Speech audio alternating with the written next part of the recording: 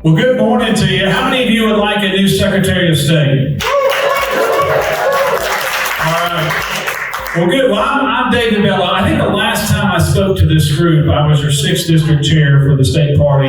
So it's good to be back. We have been running hard. We've been running now for a year. It's hard to believe. And now we're down to the last 80 plus days, May 24th. You guys all know that. But I'm glad to be here in this room full of doers. In fact, I want to specifically shout out because every time I come, y'all have about 8 people, and I know D. Gay is one. I'm not going to list all of them, but thank you guys. Let's give them a round of applause.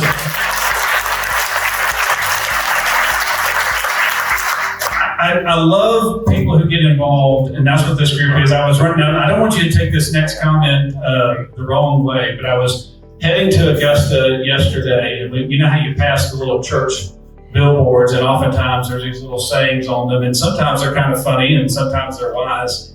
And but the one I saw yesterday, it said, "Every mighty oak was once considered a tiny nut." And I don't know. I kind of identified with that statement a little bit, and maybe you do too. But the thing is that you see what's important, you see the big picture, and you're willing to put action to that. And I want to thank you for that before I say anything else. So give yourselves a round of applause for being tiny nuts, for being big oaks.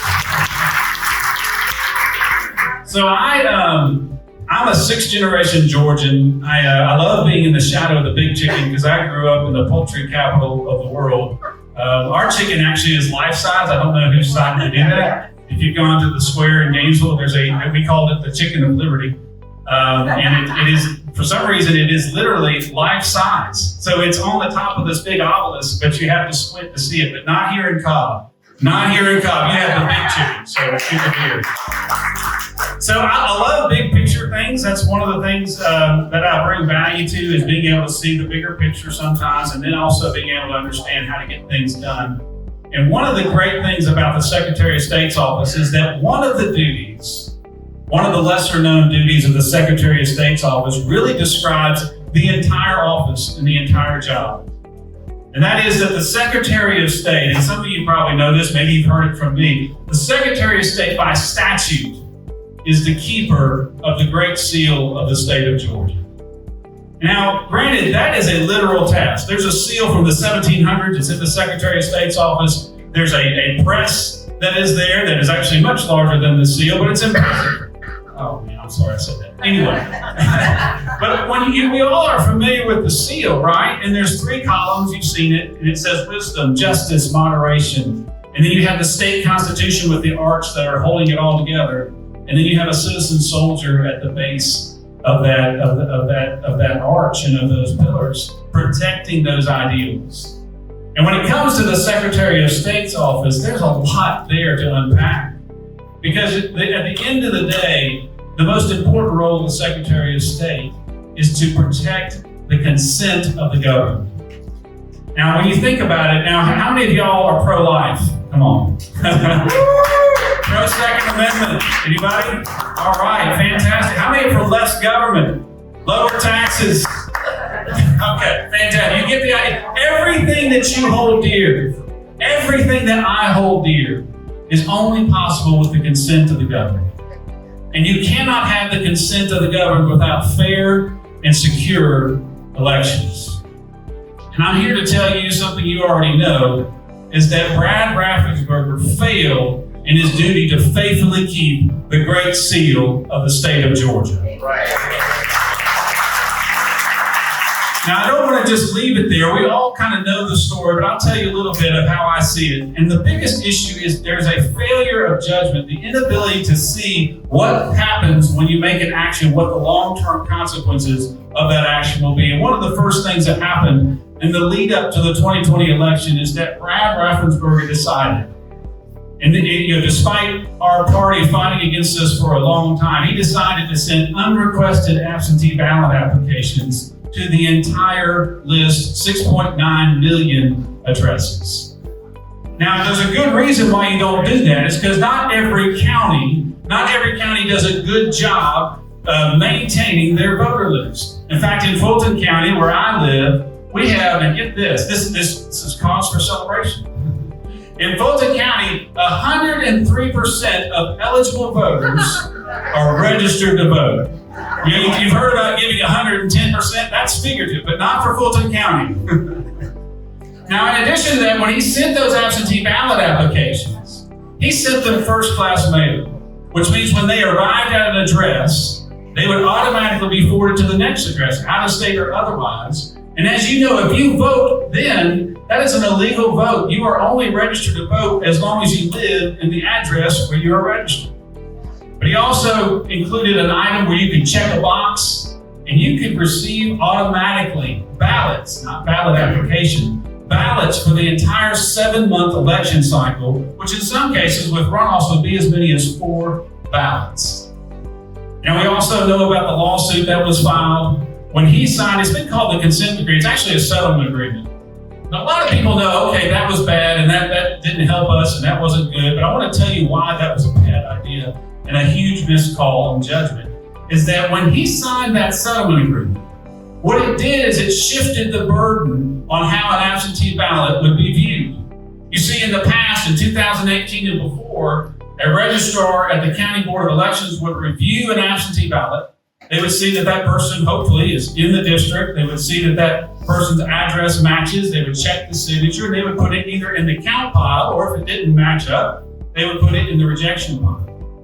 But you see, when that settlement agreement was signed, what happened is the same process was true about counting a ballot, but a different process was true to reject a ballot. You see, in order to reject a ballot, that county board of election, all 159 of them, would have to kick it up to a 3-member panel who would then evaluate that ballot. And if 2 of the 3 decided that that ballot should not be counted, then they would have to notify the alleged voter within a single business day by mail and by at least one other form of communication. And the fact of the matter is, it just didn't happen. And so you went from a rejection rate of about 4.6% to 0.4%. Now, at the same time with Brad, not only was he not able to see the consequences of the actions he made, he also failed to be curious. We all have stories of little anecdotal stories and some larger stories of where election fraud took place, either by the county officials or sometimes by individuals. But what Brad Raffensperger has done is essentially nothing. In fact, we know that he admits, now I think there's more than this, he admits that there is at least 170 people who voted, I think there might be more, twice. But knowing that, not a single person has been prosecuted. Now, when you don't champion the enforcement of our election laws, what you're really saying is that's okay. It's okay to do that. Worst case scenario, maybe your vote only counts once instead of twice. And so we have to fix those things. But now, there's a lot of things that we can do. Senate Bill 202 was a big help towards moving in the right directions towards better election security. There's still a lot of things that we need to do. I believe we need to get rid of no excuse absentee ballot voting. Yeah.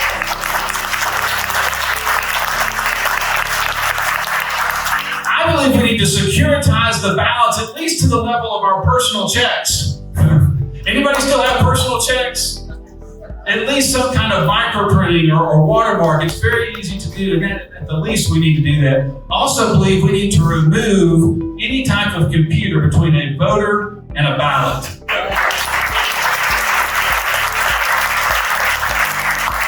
I believe also, and now this is the attorney in me, I believe we should have election courts. Many of the lawsuits that were filed and dismissed, not because they were dismissed on the merits of the case. In other words, not because the case wasn't a good case, but because we simply ran out of time.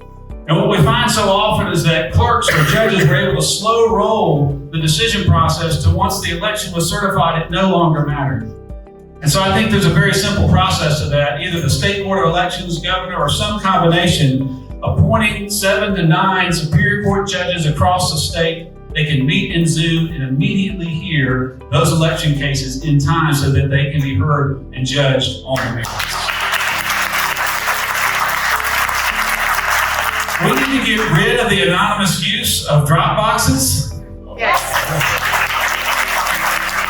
Now, I've got a journal full of all kinds of great ideas of how we're going to secure the elections, right?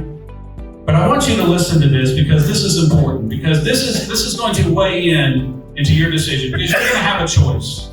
when it comes to May 24th on who you will have as your next Secretary of State. And many of you know that I ran 4 years ago. I stepped down from the mayor's office in Alpharetta to do so. And I ran 4 years ago, and 4 years ago, all four candidates came into this very room at one point or another. Sometimes we even had a debate here. And we all gave great opinions. You know, everybody who was running would have had the opinion that you would have liked in terms of election integrity. And the problem is, the guy who got the job couldn't do the job. And so what I want to tell you now is that all those things and more that can be done to secure our elections, it's not going to be done just because the Secretary of State has the opinion that that needs to be done. You see, the Secretary of State, thanks to Brad, is no longer a voting member of the State Board of Elections. You have 159 county board of elections that do not report directly to the office of Secretary of State. You have the legislature, and we have many legislators here today, that make the law. You have the courts that interpret the law. Yet the Secretary of State is the chief elections officer. So how on earth are you going to make that work? And that's why I'm offering myself. You see, I was mayor of Alpharetta, and some of you have seen firsthand what happened in Alpharetta. Some of you have just heard of what happened. But as mayor of Alpharetta, I recognized real quick that there's not a lot of power in that job. You see, there's 3 council members to my left, there's 3 council members to my right. We all get exactly 1 vote. I have a title, and I got to sit in the center of the dais, but that's really not that exciting. The only way we were able to get things done was to be able to cast a vision and get people voluntarily behind that vision that didn't have to support it. And so as mayor, I led the charge. This was the passion of my heart, to create a new downtown for the city of Alpharetta.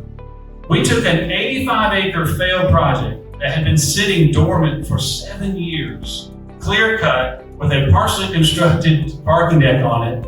We were able to clear up the bankruptcy foreclosure matters, cut a road through, and turn it into what is now called Avalon. We were also able to understand what our best industry was and grow that core industry. We took our core industry from about 300 companies, which is a lot for a 24 square mile city, and we grew it to over 700 companies. We were able to create a technology incubator that services now 100 startup entrepreneurs. We were able to create a conference center with no liability to the city. But all the things that we did, A, we didn't know how to do it, and B, the authority didn't rest in the mayor's office. It was about casting a vision, getting people in a room who knew how to connect dots and find that dot on the horizon and getting to that dot. And so when it comes to the Secretary of State's office, you're tempted to say, well, we need anybody but Brad. I'm telling you, not anybody but Brad. It's not that simple. Because last time all we cared is, well, we all care for election integrity. Who have I seen? I mean, Brad put $2 million of his own money in the race. He got his name ID on issues such as sex trafficking, money laundering, and the opioid crisis. Great issues, by the way. They just have nothing to do with the Secretary of State's office. And so when you make your decision, you've got to look at who has the track record of getting things done when they don't have the authority to do so. And when you get that person, guess what? There's something more on the seal. I told you about the pillars and the arch and the citizen soldier, and that is very illustrative of the election side of that office. But what you may not know, and the Secretary of State being the keeper of the seal should know this, is that there is a second side to the seal. You see, just like a coin, there's a second side, and on the second side of the seal, this is where I think the untapped potential in that office is. You are looking at a man who is excited, not just to plug the hole in the boat that's there, the elections, the crisis, but is excited about the potential of the office of Secretary of State. You see, on the flip side of that seal, there is the depiction of a port, of agriculture and trade. And see, the Secretary of State's office is also over corporations, securities, licensing, and charities. And those are direct responsibilities. And the same failures of leadership that has affected the election side of the House has affected those departments too. But there's also, and this is just the mayor of me, looks at that, you've got, and this is what first enchanted me to run, to be completely fair with you, is that just like a mayor's office, it doesn't have direct responsibilities in making a better city in terms of the things that we need in Alpharetta. You have the Secretary of State's office that touches every single community, every single business, every single organization in the state. And there is an opportunity to leverage that for the betterment of Georgia. And so what I want to do, I want to be able to lead the charge. I want to make Georgia the #1 ag tech state in the country. Agriculture continues to be our biggest industry. Technology is one of the things, quite frankly, that Alpharetta and Metro Atlanta does well. Pairing those two together, I think, creates lanes of opportunity all across the state. And I'm not just saying it because it sounds cool. When I was mayor, I partnered with Georgia's Department of Agriculture, and we hosted in that very conference center I mentioned, the state's first Ag Tech Conference. And we invited Ag Tech startups and innovations from all across the Southeast. I think there's a lane for Georgia there. I also think there's an opportunity to work with the mayors and community leaders across the state to help them chart courses of economic opportunity, creating economic ecosystems for them. Now, I know what you're saying, like, okay, you're going a little far afield. I don't even know if what I'm telling you will work. But what I do know is I would love to try. And so in this, there is so much importance in securing our elections and winning back trust in Georgia elections, but there is also the flip side of the coin and an opportunity to create opportunity all across the state of Georgia.